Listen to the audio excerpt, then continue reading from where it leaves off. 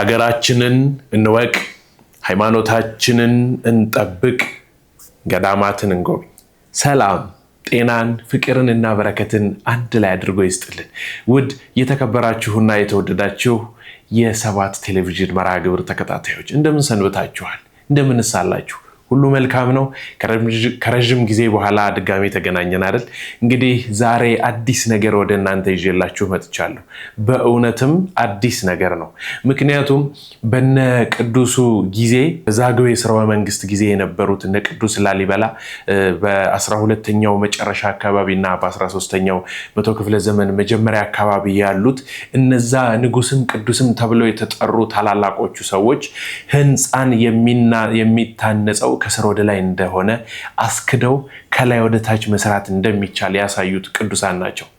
ይህንን ይዤላችሁ የመጣሁት ይህንን ነገር እየነገርኳችሁ ያለሁት ስለ ቅዱስ ላሊበላ ልነግራችሁ ወይም ደግሞ ስለ ውቅር አብያተ ክርስቲያናቶቹ ላስጎበኛችሁ አይደለም። እንግዲህ በዚያ ዘመን የነበሩ አንድ ሰው ተገኝተው ኢንተርቪው ቢደረጉ አቀው ነበር እኮ ሲቆረቁር ሄድ ነበረ፣ አፈር ሳወጣ አግዤው ነበረ ቢባሉ የሚሉ አንድ ሰው ብናገኝ እጅግ በጣም ነበረ የምንረባረብባቸው። አዲስ ነገር ተገኘ ብለን ዛሬ በእኛ ምድር እኔና እናንተ ባለንበት በአሁን ይሄንን ቪዲዮ በምትሰሙበት ጊዜ አዳዲስ አብያተ ክርስቲያናቶች ልክ እንደዛ ቅዱስ እየተቆረቆሩ ወደ ታች እየተማሰ እየተሰራ ነው። አባ ገብረ መስቀል ይባላሉ፣ በህይወት አሉ። ዳግማዊ ላሊበላን የምታውቁት ታውቁታላችሁ፣ የማታውቁት ዛሬ ሙሉ ገባውን ዞሬ ላሳያችሁ ወስኛለሁ። እሱን ወደ እናንተ ሳመጣ በእውነት እጅግ በጣም በደስታ ነው። ለታሪክ የሚሸጋገር ታሪክ ሊዘግበው የሚችል አብነት አድርጎ የሚይዘው ስራ ነው ይዤላችሁ የመጣሁት ዛሬ። ለምን መሰላችሁ? ይሄ ዳግማዊ ላሊበላን ከቀዳማዊው ላሊበላ ጋር ስታነጻጽሩት በእውነት የሚጎልበት ነገር የለም። ባይሆን ባይበልጥ ነው። ምክንያቱም ስለምታዩት ችግር የለውም። እዛኛው ላይ የሌሉ እዚኛው ላይ ያሉ በጣም ትልልቅ ነገሮች አሉ እና በዚህ ዘመን በዚህ ትውልድ በዚህ ጊዜ እንዲህ ያለ ነገር መታየቱ በጣም የሚደንቅ ነው። አባ ገብረ መስቀልን የሰሩትን ስራ አሳዩኝ ብያቸው በምስጢር ሰዎች የማይገቡበት ቦታ ሁሉ ገብተን ያለ ቀረጻ እንዲሁ ባይኔ ያየኋቸው ስፍራዎች አሉ። አንዱ አብያተ ክርስቲያን አንዱ ቤተ ክርስቲያን ተሰርቶ አልቆ ስብሐተ እግዚአብሔር እየደረሰበት ነው። እናንተ ስጋው ደሙ እየተፈተተበት በዚህ ዘመን ነው እያልኳቸው ያሉት። በዚህ አሁን ባለንበት ጊዜ የሚደንቅ እኮ ነው፣ የሚደንቅ ነው በእውነት። ሌላኛው ደግሞ እጅግ በጣም ግዙፍ እስካሁን ከሰሩት የሚበልጥ በረቂቅ በምስጢር በጣም የሚያምርና የተዋበ ደግሞ አልቋል። ጊዜውን እየጠበቁ ነው ሊያስመርቁ ሊያሳዩት። ስለዚህ እነዚህን ቪዲዮዎች ወደ እናንተ ይዤላችሁ መጥቻለሁኝ። ብትችሉ ይህንን ቪዲዮ ማየት ያለባችሁ ቁጭ ብላችሁ ነው። እንደገና ደግሞ አድማጭ ተመልካቾቼ የሰባት ቴሌቪዥን መርሃ ግብር ተከታታዮች ማድረግ ያለባችሁ በእውነት እንዲህ ያለውን በተለይ በአውሮፓ ሀገር በአረብ ሀገር በተለያየ ከኢትዮጵያ ውጭ የምትኖሩ ሰዎች ለወንድሞቻችሁ ለእህቶቻችሁ በሙሉ ሼር ልታደርጉ ይገባል። ምክንያቱም ሀገራቸው ምን ያህል እንደሆነች ሀገራችን ምን ያህል ነገር እንዳላት የሚያሳይ ነው። ይሄንን ነገር በደንብ ልብ ብላችሁ አድምጡ። ስለዚህ ሼር ልታደርጉ ይገባል። ቴንኪው ቦክስ አለ፣ በዛ ላይ ልታመሰግኑ ትችላላችሁ። በዚህ ስር የማስቀምጥላችሁ ስልክ የኔ ነው፣ እየደወላችሁ ልታገኙኝ ትችላላችሁ። ከዚያ አካባቢ የመጡ ጸበሎች አሉ፣ መውሰድ ትችላላችሁ። ምንም አይነት ክፍያ ምንም አይነት ዋጋ የላቸውም። ስለዚህ በረከቱን መሳተፍ የምትፈልጉ ሰዎች ተሳተፉ። አላብዛባችሁ። አሁን በቀጥታ ወደ ቪዲዮ እንሂድ።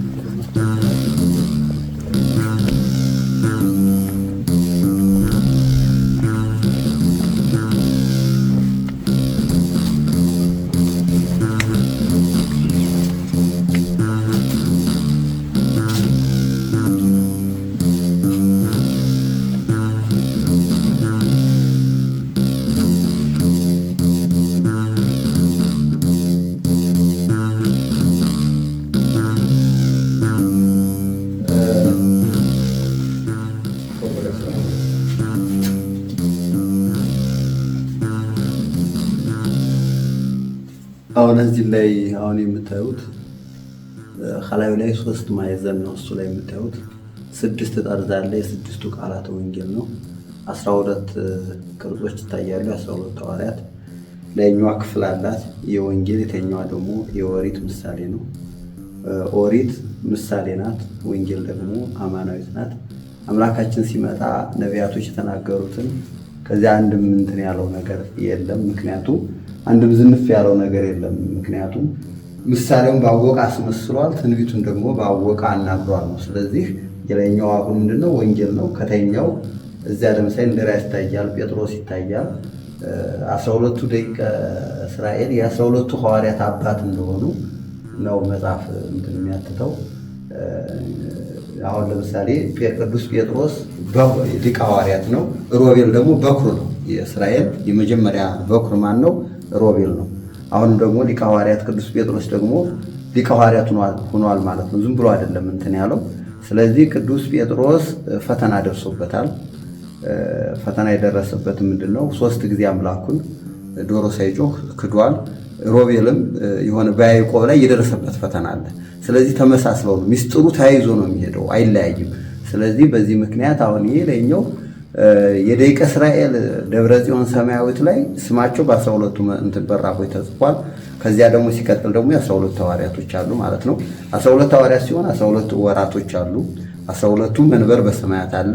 የተያዘ ነው ሚስጥሩ፣ አጠቃላይ ዝም ብሎ እንትን አይደለም። እና ሚስጥሮቹ አንዱ ካንዱ ጋር የገጠመ ነገር ነው አሁን እንትን የሚለው። ስለዚህ የነዚያ ስለሆነ አጠቃላይ ዙሪያውን ተጽፈዋል። እነ በርቶሎሜዎስ ያሉት በሙሉ በየት በኩል እንዳሉ የጽሁፋቸው አሁን ይሄ ምስራቅ አለ፣ ከወደ ምዕራብ፣ ሰሜን፣ ደቡብ ከወዴት በኩል እንዳሉ ከዚያ ጭምር ነው አሁን ይሄ የተቀመጠው።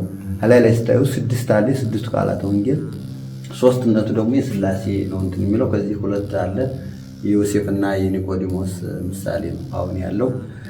አሁን ይሄ ደግሞ ሌላ ማንም እንትን አይደለም፣ ቅድስት ሀገር ኢትዮጵያ ናት። አሁን እቺ የምታዩት የሰው ምስል መስላ ትታይ እንጂ የኢትዮጵያ ካርታ ናት። ካርታዋ ነው። ይሄ ያበሻ ቀሚስ ነው፣ እሱ ባህሏ ነው።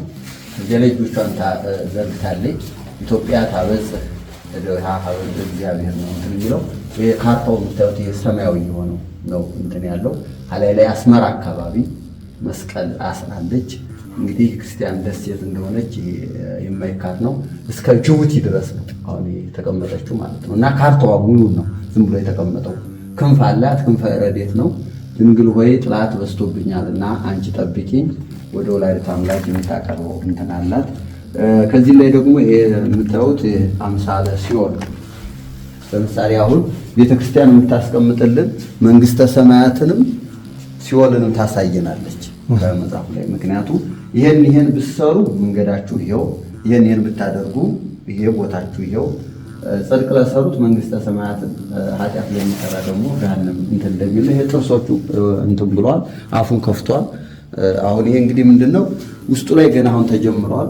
ይሄ ነገረ ማርያም ነው። ወደ ውስጥ ነው፣ ወደ ውስጥ የምታዩት ገና በመሰራት ላይ ነው። መንጋጋው ምን ይቀራል? እዛው የምታዩት ላንቃው ነው ውስጥ ያለው። ወደ ውስጥ በጣም ጨለማ ነው የሚሆነው።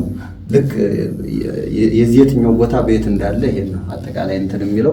ጥርሶች አሉት። የዲያብሎስ ጥርሶች ማለት ምንድነው? ክፋት፣ ተንኮል፣ ምቀኝነት፣ እነዚህ አጠቃላይ እንትን ናቸው።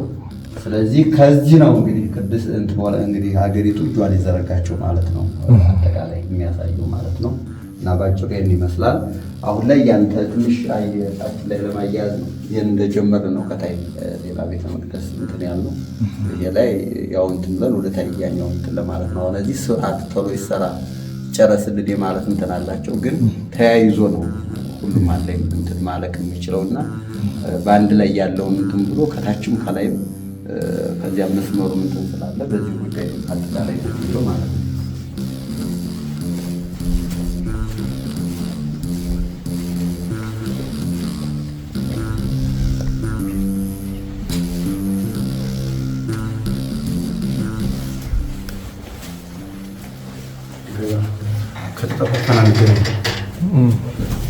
እነዚህ አራት እንትን አሉ። የአራቱ እንትን ወንጌላዊ ምሳሌ ነው። በውስጥ እንትን ያለው እንደ የመስቀል የልብ ቅርጽ አለ።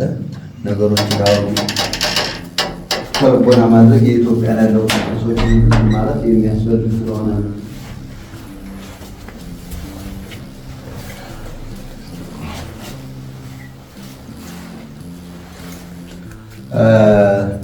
ከዚህ ላይ በትንሾች አሁን የምታዩቸው ጉንዳኖች አሉ።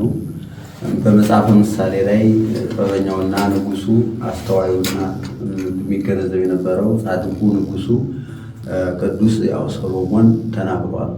አንተ ታካች ሰነፍ ለምን ከጉንዳን ማትመለከት? እነሱ እንኳን አይደለም ተቀርቶ ደም እንኳን የላቸውም። ለባዊት ነባቢት ያዊት ነፍስ የላቸውም። መቶ አለቃ ሻለቃ እየተባለ የተቀመጠ የላቸውም። ራሳቸውን በራሳቸው አስተዳድረው የራሳቸውን ምግባቸውን ያዘጋጃሉ። የሚነቅዘውን ይከካሉ፣ የማይነቅዘውን ዝም ብለው ያስቀምጣሉ። አንተ ታዲያ ታካች ሰነፍ ቁጭ ብለህ ነፍስና ስጋ ሕያዊት ነባቢት ለባዊት ነፍስ ሰጥቶ ሰው ሆነህ ተፈጥረህ ለምንድን ነው ቁጭ ብለህ የምትራበው? ስለዚህ በስጋም በነፍስም አንተ ወደ ኃጢአት መግባት የለብህም፣ በስጋም መራብ የለብህም፣ በነፍስም ወደ ሲኦል መውረድ የለብህም ስለሚል እንግዲህ ጉንዳንንና ንብን መስሎ እንትን ብሏል። እንትና እዚህ እንትን ስላለ እነዚህ ናቸው እንግዲህ የተቀመጡት። አሁን እዚህ ላይ አሁን የተቀመጡ አሁን ወደፊትም አሁን እንትን የሚሉት ከመጽሐፍ ለምሳሌ ቤተክርስቲያን በልቦለድ አትሰራም፣ ልቦለድነት የላትም ከመጽሐፍ ቅዱስ መነሻዋ። ምክንያቱም መነሻዋ መድረሻዋ መጽሐፍ ቅዱስ ይሁን እንኳን አይደለም ቤተክርስቲያን ቀርቶ አንተ ስትናገር መጽሐፋዊ ይሁን። ምክንያቱም ከቤተክርስቲያን ወጣ ብትሰራ የከብቶች በረት ትሁን ነው የሚሉት ሰለስቱ ምዕት። ተደፋፍሮ አንድ ሰው ከመጽሐፍ ወጥቶ ቢሄድ እሱ የከብት በረት ትሁን። ተደፋፍሮ የቀደሰባትና ያወደሰባት ቢኖርም እሱ ስልጣኑ ይነሳል፣ ምዕመኖቹ እንትነታ ክርስትናነታቸው ይያዛሉ ብለው ሰለስቱ ምዕት ያስቀመጡ ማለት ነው። ስለዚህ ወርዷም ቁመቷም ስፋቷም የመስኮቶቿ ሁሉ ከምሳሌ አማናዊ ከሆነው ነገር መውጣት የለባቸው። በቃ አጠቃላይ አንድ መረጃ ሳይዝ ያለዚያ መቀመጥ የለበትም ማለት ነው። ስለዚህ አሁን ይሄ የተቀደሱ ማህበሮች አሉ።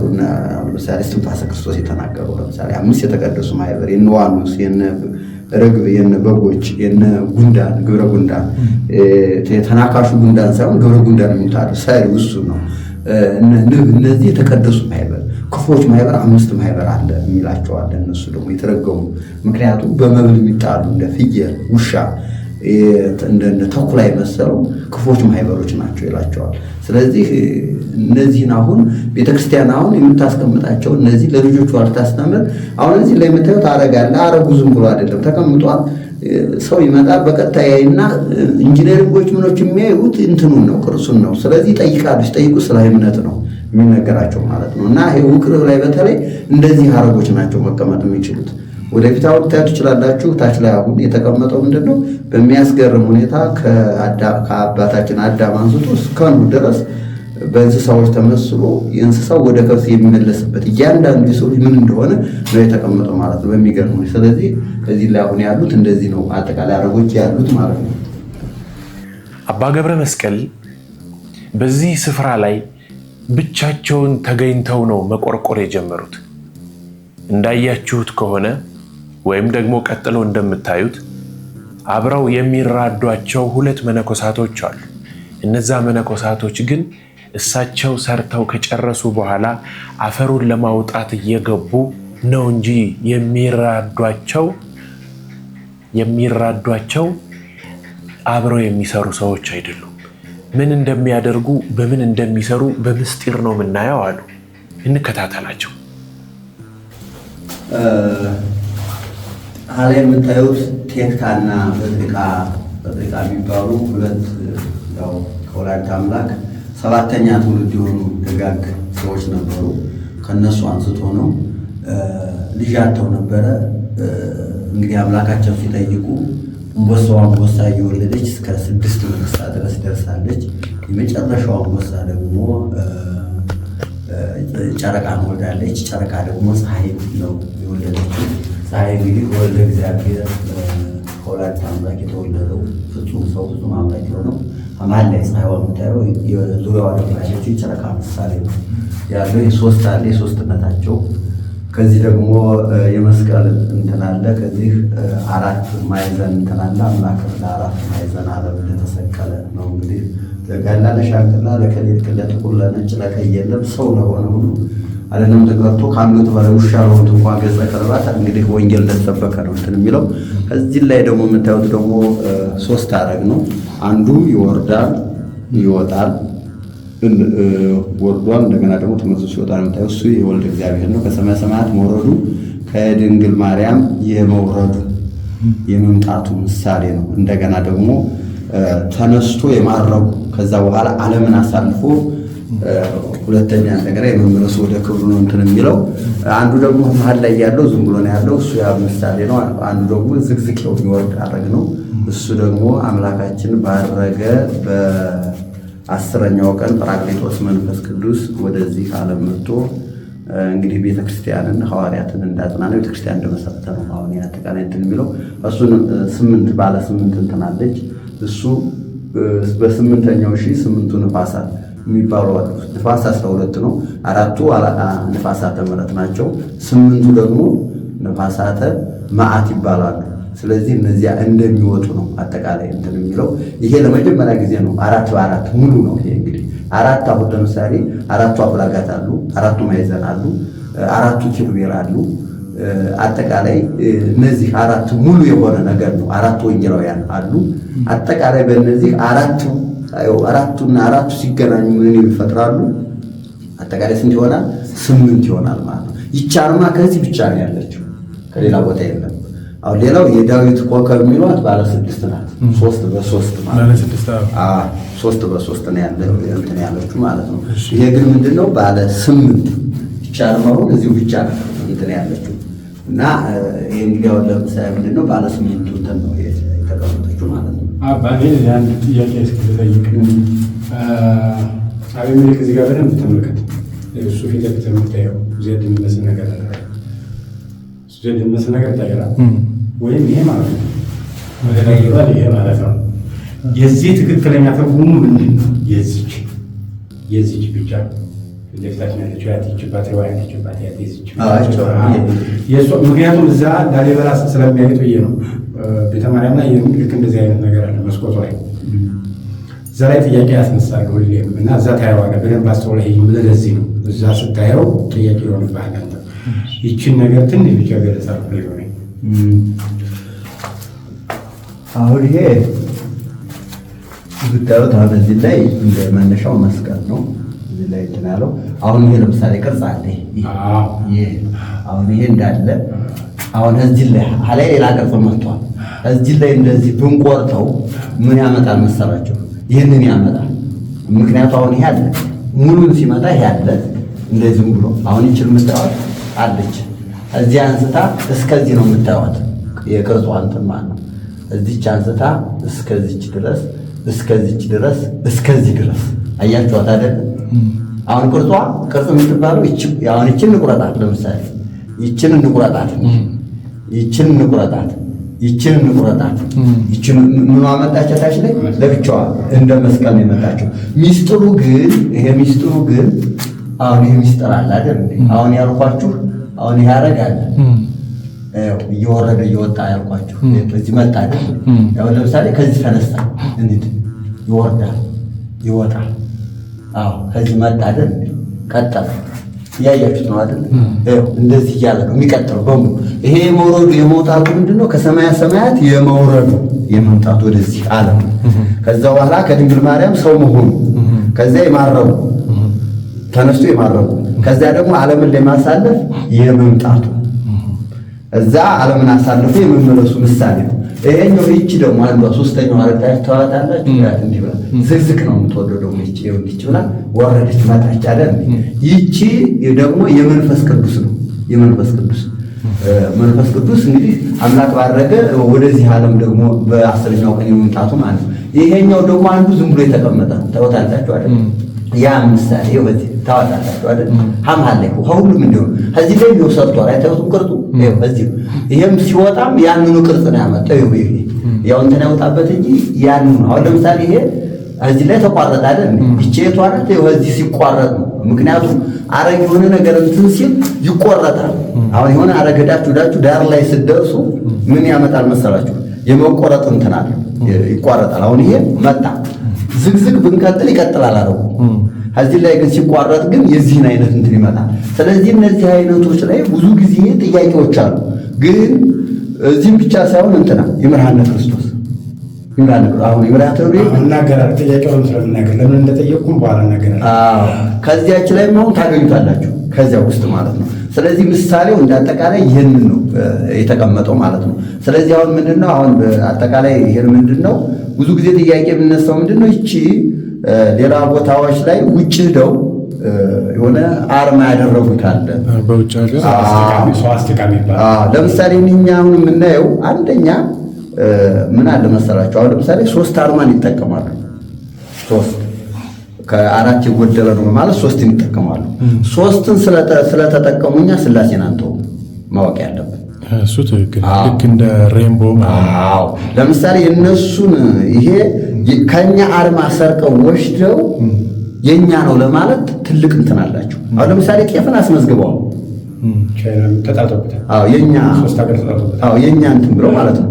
ተመልከቱ አሁን እኛ ግን ዝም ብሎ ተኝቶ ነው ያለው አይደል? ስለዚህ እንትን የለም። አሁን ስለ ጤፍ ስለሆነ ስለምን የለም ስለሌላ ስለ ዘረኝነት ስለ ቋንቋ ስለምን ነው እንጂ ከዚህ ውስጥ ገብተን አይደለም። ግን ያን ጤፍ አሁን ለምሳሌ እነሱ የኔ ነው ብሎ አንድ ግለሰብ ሲያስመዘግበው አገሪቱ ያንን የመከልከል የራሷን ማስቀረት አለባት አይደል? ነገ ከነገ በኋላ በዚያ ሰው ዝውውር ሊሆን ነው። አስመዘገቡ በኋላ የኔ ነው ጤፉን የፈለኩት ነው የፈጠርኩት ዘር ስለሆነ እንግዲህ የኢትዮጵያን ምርት እንግዲህ ገበሬው ስንት ዓመት የቆየው እሱ ቢያንቀሳቅስ ነው ማለት ነው አይደል? ስለዚህ ትውልዱ መንቃት ያለበት ከኛም ሰርቀው ወሽደው የኛ ለማለት ያስገቡት ነገር አለ። የኛ ለማለት ማለት ነው። አሁን ለምሳሌ መጠየቅ ይችላል። አሁን ይሄ ይምርሃነ ክርስቶስ አለ ቀደም ነግሬያቸዋለሁ። ከመጽሐፍ አንድ ነገር ሳይነሳ ከአባቶች የሆነ እንትን ሳይል የሚሄድ ነገር የለም። ለምሳሌ እነዚህ ሀገሮች አርማ ያደረጉት መቼ ነው? ይምርሃ የነበረው መቼ ነው ብትሉ ባጭሩ እንትን ታገኛላችሁ። ታስታውሳለህ? ከ1000 ዓመት በፊት ላሊበላ ተሰርቷል። ከ1000 በኋላ ይሄ ተሰርቷል። ይሄ ለመሰራቱ ማረጋገጫው ያኛው ለመሰራቱ ማረጋገጫው ይሄ አንድ። ሁለተኛ ላይ ሲመጣ እናገኛለን የኢትዮጵያ ካርታ በማን ስለተሰራ? በኢትዮጵያ ነው ስለተሰራ። አየው ታዲያ ይሄ ምንድነው? ይሄንን አርማ ግልጽ አርጉልኝ አልኩት። እዛ ስዋስቲካ ስላለ ስዋስቲካ ስለሆነ ሳይሆን ስዋስቲካ ነው ብለው ስለሚያምኑ ያንን እኛንን የሰራ ነው ጀርመኖች። ያንን ደግሞ ነው እናንተ አልሰራችሁትም። እናንተ ከሰራችሁት ለምን አሁን ላይ ሌላ ቦታ አደግሙትም ነው።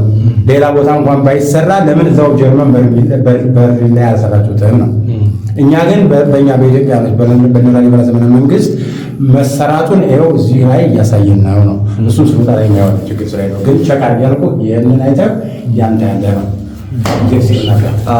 ስለዚህ አሁን ይምርሃና ላይ ስትሄዱ አሁን ይምርሃ የታለ መሰላችሁ? ያቺ ይቺ ይሄ አለ። እንደገና ደግሞ ላሊበላ ላይ ቤተ ማርያም ባለ 6 ኮከብ አለች ተቀምጣለች። አሁን ይሄ ትውልዱ ምን ያክል ያያል? አሁን ለምሳሌ መጥቶ ይጠይቃል። አሁን እንግዲህ ትውልዱ መጠየቁ ትልቅ ነገር ነው። ግን ምንድነው እነዚህ አርማ አድርገውት ነው እንጂ ያየው ከራሱ ታሪክ አላየው። በቃ ይሄ ነው ችግሩ። አሁን ከራሱ ታሪክ አላየው አያየውም ማለት ነው። ግን ሌላው ሲይዘው ነው የምናየው እኛ ሌላው ሲይዘው። ስለዚህ ያ ከመሆኑ በፊት ይሄ የኔ ታሪክ ነው ማን ይሄንን ያዘው ብለን እኛ ተጠያቂዎች ነው መሆን ያለብን ማለት ነው በትልቁ። ስለዚህ እንዳጠቃላይ አሁን እነዚህን አሁን ከኛ ወሽደው ከዛ በኋላ ምን ለማለት ነው የኛ ነው ለማለት ነው። ይሄው የኛ አርማ ወሰዱ አይደል? እንዲያርማው ከወሰዱ በኋላ በጊዜ ከዛ ከቆየና ካረጋገጡ በኋላ ይሄው የኛ አርማ ነው። ስለዚህ ይሄ የኛ አርማ ስለሆነ ይሄ ስራ የኛ ስራ ነው። ትውልዱም ደግሞ ምንድነው የኛን አሁን ባህል ይፈልጉታል፣ የኛን ስም ይፈልጉታል፣ የኛን ክብር ይፈልጉታል፣ አገሯን ጭምር ይፈልጓታል። በቃ ኢትዮጵያ የሚለው ማለት ነው። ኢትዮጵያን አሁን ስሟን ብቻ ሳይሆን አገሯን ሁሉ ወርቅ ሆነች የማትናገር ስለሆነች ይፈልጓታል። እነሱ ስለፈለጓት ታዲያ እኛ ለቀር መሄድ አለብን እንዴ? ስለዚህ ይሄንን ከየት ነው ሚስጥሩ ምንድነው? ከማን ጋር የተገናኘ ነው? አጠቃላይ ከእነዚህም ነገሮችን እኛ ራሳችን ተረድተን እንትን ማለት አለብን ማለት ነው።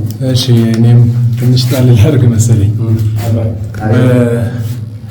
በ83 ለስንት ነው የሚለው? 14 ነው ጽላት ነው የሚለው በ83 ከላይ በግዕዝ ጽሑፍ ነገር ታይለ እኮ በ83 አልኩኝ። በ83 ለመስቀል ከዛ 10 ጽላት ነው የነበረው። ጽላት ነፋሳት ነው። ሁሉም ቆየ ነገር ነፋሳት የዳዊት ኮከብ ነው። በ83 ስምንት ነፋሳት ላይ በ83 ነው። 88 ነፋስ ነው። 8 ናት። 88 ለ8 ነፋስ ነው። ነፋሳት ላይ ላይ 8 ነፋሳት የሚለው እዚያ ላይ የዳዊት ኮከብ ነው። አሁን ዛሬ በኢትዮጵያ በሰሜን ወሎ የሚገኝ ነው ይህ ድንቅ ስፍራ። እጅግ በጣም የሚገርምም ነው። እኔና እናንተ ይሄ ነገር ሲከናወን በምድር ላይ ነበርን። ከቆርቋሪው ሰው ጋርም ተያይተን መስቀላቸውንም ተሳልመን ተባርከናል። አግኝተን ዳሰናቸዋል። እኔማ በእውነት ነው የምላችሁ፣ መጀመሪያ ሳገኛቸው አንድ ምስኪን ያው ማንኛውም መነኮስ እንደሚሆነው አይነት የሆነ ሰው ነበር ያገኘሁትና መነኩሴም ስላልመሰሉኝ የክህነት እጄን ነበር የሰጠኋቸውና ሸሸት አሉና መስቀላቸውን መዥረጥ አድርገው ባረኩኝ። አሃ ካህን ናቸው አልኩ። ታዲያ የሚገርማችሁ ገባን፣ ማየት ጀመርን፣ ማብራራት ጀመሩ። እናንተ ስለ ቆረቆሩት ብቻ አይደለም የሚያወሩት፣ በዓለም ስላለ ይሄ ነገር ከእስራኤል እንትን ጋር፣ ይሄ ነገር ከጀርመን እንትን ጋር፣ ይሄ እንደዚህ እያሉ የማያሳዩኝ ነገር የለም። እጅግ በጣም ነው የገረመኝ። ያንን ከዚህ ጋር አመሳጥረው እንደዚህ አድርጎ ማውራት በእውነት እጅግ በጣም ዓለማዊ ሆነን በከተማ ለምንኖር ተመራማሪ ለተባሉ ሰዎች እንኳን ይሄ ነገር የሚቻል አይመስለኝም። በዚህ ልክ ተሸምድዶ ማለት ነው። እና እጅግ በጣም የሚያስደንቅ ነገርን አይቻለሁኝ። ስለዚህ አላለቀም፣ አሁንም ትመለከታላችሁ። አሁን ለምሳሌ ጽሁፉ ከዚህ ላይ አለ፣ ከዚህም አለ። አሁን እዚያ ስንት ነው መሰረት ምን እዚያ ላይ ይቺ ፓይናት ያለች ፓይናት አይመስልሽ ያለች የፓይ ሲምቦል አይደል? አሁን እዚህ ላይ ተወዳዳሪ አይደል? 18 አንድ ነው ምሳሌ 2008 ማለት ነው። ይሄ እንትን ያለበት 18 ስላለ ሲምቦል አለች። የፓይ ሲምቦል ናቸው። ይችን የታያታለ መሰለህ? ቤተ አማኑኤል ላሊበላ ታያታለህ። ቤተ አማኑኤል መስኮቱ ላይ ላሊበላ ነች። ግን ሪኮግኒሽን ላለመስጠት፣ ለኢትዮጵያኖች እውቅና ላለመስጠት ፓይ በአውሮፓውያኖቹ እንደተፈበረከ አድርገው ነው የሚያስተምሩ። ከዚህ ወስደው እነሱ አምጥተው የሚያስተምሩን ነገር ተቀብለህ ትምህርት ብለህ ትማራለህ። ህይወት ስግድ ሰተቱ እኛ ሀገራችንን በነገራችን ላይ ምን አለ መሰላችሁ፣ የእንግሊዝኛ ቋንቋ ራሱ ተሰርቆ ሄደው ከኢትዮጵያ ነው። ፊደሉ ራሱ ለምሳሌ እንደ ኤች የምትለው አሁን እንትን አስሙሮ አለች። እሷ እንደ የለቅርስ አላት። ለምሳሌ ደብሊው የሚለውና ሰ ይመሳሰላል፣ ኤም የሚለውና ጠ ይመሳሰላል። አጠቃላይ እነዚህ ነገሮች ተያይዘው እንትን ያሉ ናቸው በሙሉ ይመሳሰላል። እነዚህ አሁን በሙሉ የሚመሳሰሉ ነገሮች ናቸው። እንደ አንዳንድ ከቁጥር ከምን ካልሆነ በስተቀር አሁን ለምሳሌ ዜል የሚለው እንደ ከገ ተወስዶ ሌላ ጭማሪ ተወስዶበት ምክንያቱም ወስደው ከራስዋ እዚያው ላይ የሚጨመሩበት አንዳንድ ነው እንጂ ሙሉ ያልሆነ ከአንዱ እንትን ያልሆነ ነው። ስለዚህ እዚህ እንደተወሰደ ኋላ ላይም ራሱ በአፄ ቴዎድሮስ እንኳን እንግሊዝ ተሸክመው ሄደችው ታሪክ እንደሆነ የታወቀ ነው። ይሄ በቃ ምንም የለውም። አሁን እንኳን አጠቃላይ አስተዳደራዊ ግዛታዊ የሆነ ነገር ሁሉ ሲወሰድ አሁን አንዳንዴ ስለ ኢትዮጵያ ስታወሩ እንደ ጅልነት እንደምን ይመስላል። አንዳንዴ አይደል እንደ ሞኝነት። አስተዳደራዊ ምንትንም አልነበራትም እኮ እንግሊዝ። እርስ በርሷ እንደ ዛሬ እንዳሁኑ ስትባል ላይ ነበረች። ዘር በዘር አልግባባብ ላይ ነበረች። በየጊዜው መላጠፍቷቸው የነበረ እሳቸው ሲተላለቁ የነበሩ ናቸው አይደል። ከዛ በኋላ ነው በየሀገሩ ዙረው አስተዳደራዊ መዋቅር ከኢትዮጵያ ነው ይዘው ሄዱት። በዛን ሰዓት እና አፄ ቅዱስ ላሊበላ ንጉሱ እና ይምርሃነ ክርስቶስ በሰማይ እንግዲህ መና እንትን ብለው አድዋ ብለው ቀድሰው ንጉስ የነበሩ ካህን የነበሩባት ነው አይደል እንዴ? እንግዲህ ተመልከቱ። በዛን ሰዓት እንግሊዝ ስትባላ ገና አሜሪካስ አሁን የትም ብላ እንትን የወጣች እንትን ስለሆነ ብዙ እንትን የለችም። ባቢሎን ስለሆነች እሷ ምንም እንትን የለም እና እሺ ትታያለች። እሳቸው ይነግሩሃል። ስም ማለት ስላሴ ነው። ከዛ በኋላ ይነገርሃል። ትመጣለህ እዚህ ጋር ከመጣ በኋላ ትዞራለህ፣ ይነገርሃል። ዘመኑ አሁን እዚያ ምንድነው መጀመሪያ ዓለምን እንግዲህ አጋዕዝተ ዓለም ቅድስት ሥላሴ እንደፈጠሩ ነው። ከሁለቱ ደግሞ መላእክትና አዳም ነው። 22 ስነ ፍጥረት ነው የተፈጠረው። ግን ስሙን ለማመስገንና ክብሩን ለማውረስ ሁለቱ ናቸው። መላእክትና አዳም ያለው የሰው ልጆች ናቸው። ለመላእክት በዘር መራባት የለም። ለአዳም ግን 2 ሐረጎች መጥተዋል። ከሁለቱ ሐረጎች ደግሞ አቤልና ቃየል ናቸው። በአቤል ላይ ሞት መጥቷል። የቃየል ዘር ሰፍቷል። ገለው የቃየል ዘር ተራውቷል ማለት ነው። ከዛ በኋላ በአቤል ምትክ ማን ተተክቷል? ሴት ደግሞ ኖህ ደግሞ ካምን ያፈትል ሴምን ወልዷል። ከዛ በኋላ የሴሙን ወገን ክርስቶስ መርጧል። ከዛ አዳም አብርሃም ይስሐቅ ያዕቆብ ሮቤል ጋድ ይሳኮር አሴር ንፍታሌም ዮሴፍ ብንያም ስምዖን ይሁዳ ዛብሎን ዳን ሌዊ ከነዚህ ደግሞ የይሁዳን ነገድ መርጧል። ከዚያ ከወላዲተ አምላክ ክርስቶስ ሐዋርያትን በትምህርት ተወልደዋል ማለት ነው። እንግዲህ እኛ እንግዲህ ተዋህዶ የክርስቶስ ልጆች ነን ማለት ነው። ስለዚህ ሐዋርያቶች ደግሞ በትምህርት ሰማዕታትን ቅዱሳን አርድእትን ወልደዋል። ከዛ በኋላ ወደ ምጽአት ይቺ እንግዲህ ከኛ ደርሳለች የቅድስት ቤተክርስቲያን ማለት ነው። ምጽአት አለ። በምጽአት የሚመጣው አሁን ኢየሱስ ክርስቶስ ራሱ ሌላ አይደለም የሚመጣው። የሚመሰክረው አሁን የያዝነው ነው። የወንጌል ቃል መስካሪ ነው ራሱ ሌላ እንትን አይደለም። ፈራጅም ነው። የሰማነው ቃል የተማርነው ቃል እሱ ነው ራሱ። ማነው በቀኝ ማነው ጻድቃን ነው፣ በግራ ኃጥአን። ለጻድቃን መንግስተ ሰማያት ታያቸዋለች፣ ለኃጥአን ደግሞ ገሃነም ነው የሚለው። እዚህ ደግሞ ሁለቱ ናቸው። ቃል ወልደ እግዚአብሔር ነው የሚለው ቃል አሁን ለምሳሌ የስጋን ገንዘብ ለመለኮት የመለኮት ገንዘብ ለስጋ ያለ መለወጥ ያለ መለየት እንግዲህ ፍጹም ሰው ፍጹም አምላክ እንግዲህ ሰው ሲሆን አምላክ ነው፣ አምላክ ሰው ሲሆን ሰው ነው። እንደ ስጋነቱ እንግዲህ ተርቧል፣ ተጠምቷል ያለ ኃጢአት በስተቀር ማለት ነው። ሰው የሚሰራው ሁሉ ሰርቷል። እንደ አምላክነቱ እንግዲህ ደግሞ ብዙ ታምራትን አድርጓል፣ ሞትን ድል አድርጎ ብሏል ማለት ነው። እነዚህ እንግዲህ በተዋህዶ እንግዲህ ፍጹም ሰው ፍጹም አምላክ እንደሆነ ነው። እዚህ ላይ የ12 ሐዋርያት ነው።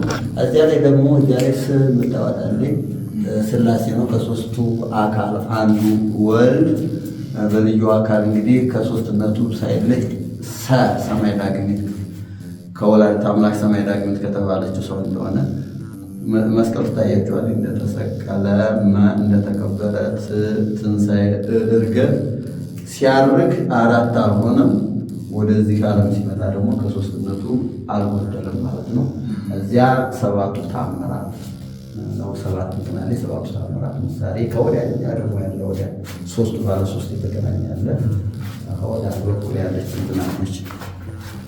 እሱ የሦስትነታቸው ምሳሌ በስም በአካል በግብር 3 የሆኑ በባህሪና አንድ አምላክ እንደሆነ ነው። አጠቃላይ አሁን የሚለው ከዚያ ላይ ቅድም ያሳየኋቸው ባለ 8 እንትን አለ ድንግል ወይ እዚያ ላይ ደግሞ ሳሌ ለነቅድስት መርጋለች ምንዋል ያለችው ማለት ነው። እሷ የብርሃን ደጃፍ ወርሰሎ ነብዩ እንዳያት ማለት ነው።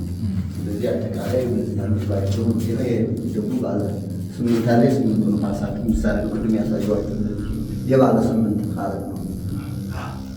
ሁሉ ይባላል ካለ ለዛው ነው ማለት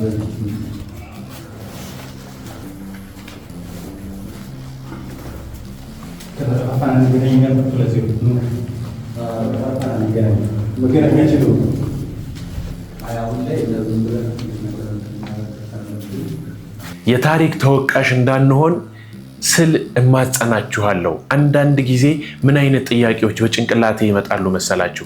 ኢየሱስ ክርስቶስ በተሰቀለበት ጊዜ ብንኖር ኖሮ ድንጋይ አቀባይ ነበር ምንሆነው? ቸንካሪ ነው ምንሆነው? ወይስ ደግሞ እንደዚያች ሴት ፊትህን አብስበት ብለን ጨርቅ ነው የምንሰጠው?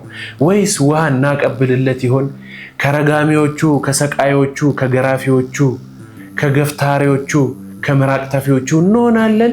ወይስ ደግሞ እንደው ካዘኑት ከንፈራቸውን መጠው ዝም ካሉት ወይም ከልባቸው ካለቀሱት እንደሆነ ይሆን? ይህንን ለምን እንዳነሳሁት ታውቃላችሁ?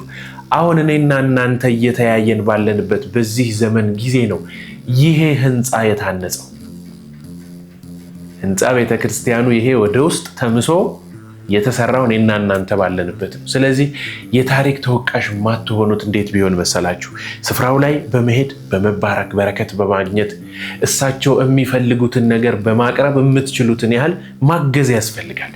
እኔ እኮ ዳግማዊ ላሊበላ ሲቆረቆር አስቡት፣ ለልጅ ልጆቻችሁ እታች ላሉት እንዴ ጋሽዬ እኮ እሜቴ እኮ ላሊበላ ሲቆረቆር ዳግማዊው እኮ እንትን ገዝታ ሰጥታቸዋለች፣ ቦታውን ሄዳ እኮ አይተዋለች፣ ታውቃቸዋለች። ታሪክ ቢያንስ ስማችሁን ያነሳል። ልጆቻችሁ በእናንተ ይኮራሉ። ስለዚህ በዚህ ስፍራ ላይ መሄድ የምትችሉ ሰዎች፣ የምትፈልጉ ሰዎች ሜንሽን አድርጉኝ፣ በዚህም ስልክ ደውሉ። አብረን ሄደን ቦታውን ተባርከንበት ጎብኝተን እንመጣለን ለማለት ነው።